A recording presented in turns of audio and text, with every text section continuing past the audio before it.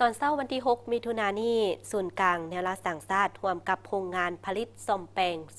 209ได้ร่วมกันจัดกิจกรรมปลูกต้นไม้อยู่ที่บริเวณอ้อมข้างเดินโรงงานเนื่องในโอกาสปันเด็กน้อยสากลครบรอบ101 ปี และบรรปลูกต้นไม้แห่งชาติครบรอบ45 ปี เข้าร่วมในพิธีปลูกต้นไม้ในครั้งนี้มีท่านอดพงศวรรณรองประธานศูนย์กลางแนวราสังชาติพันเอกภูเวียงจันทวงศ์ห้องหัวหน้ากรมสื่อสารกรมใหญ่เสนาธิการกองทัพพันโทบุญโฮมสมแสนเทียมหัวหน้าการเมืองโรงงานผลิตซ่อมแปลง209พร้อมด้วยพนักงานและนายทหารเข้าร่วม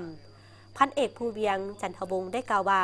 เพื่อเป็นการปฏิบัติตามคาดหมายในการปรับปรุงกรมกองและปฏิบัติตามแนวทางนโยบายของพรรครัฐแผนการของกระทรวงป้องกันประเทศวางออกให้เป็นรูปธรรมโรงงานผลิตซ่อมแปลง209จึงได้สุ่มใส่กำลังยู่แหงผันขยายเพื่อเฮ็ดให้โรงงานผลิตประกอบซ่อมแปลง209อุดมสมบูรณ์ไปด้วยต้นไม้ไฮมากต้นไม้ไฮโฮมที่เขียวสดงดงามเป็นตานาอยู่สำคัญแม้นให้มีต้นไม้เขียวงามตลอดปีซึ่งการปลูกต้นไม้ในครั้งนี้ได้กลายเป็นสัญลักษณ์แห่งจิตใจและมูลมรดกอันล้ำค่าระหว่างโรงงานผลิตประกอบซ่อมแปลง209และศูนย์กลางแนวรักสังชาติพร้อมกันสร้างขึ้นและเป็นของขวัญป่าไว้ให้คนคุณลังท่านอดพงศวรรณได้กล่าวว่าการปลูกต้นไม้ในบริเวณเดินโรงงานผลิตซ่อมแปลงในครั้งนี้ก็ย้อนเห็นได้ถึงความสำคัญและคุณประโยชน์อย่างหลวงหลายของป่าไม้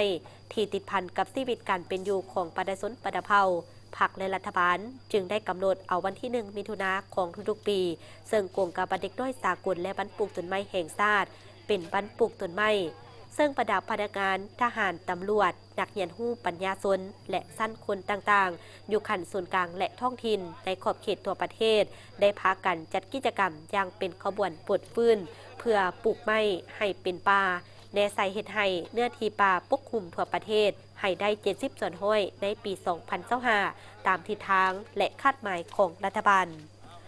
ต้นไม้ที่นำมาปลูกในครั้งนี้มีต้นม่วงหลายชนิดพร้อมทั้งได้มอบเงินจำนวน20 ล้านกีบเพื่อสมทบทุนในการจัดกิจกรรมปลูกต้นไม้และได้แข่งขันกีฬาเปตังเพื่อหัดแน่นความสามัคคีระหว่างศูนย์กลางในรัฐสังชาติและโรงงานผลิตซ่อมแปลง209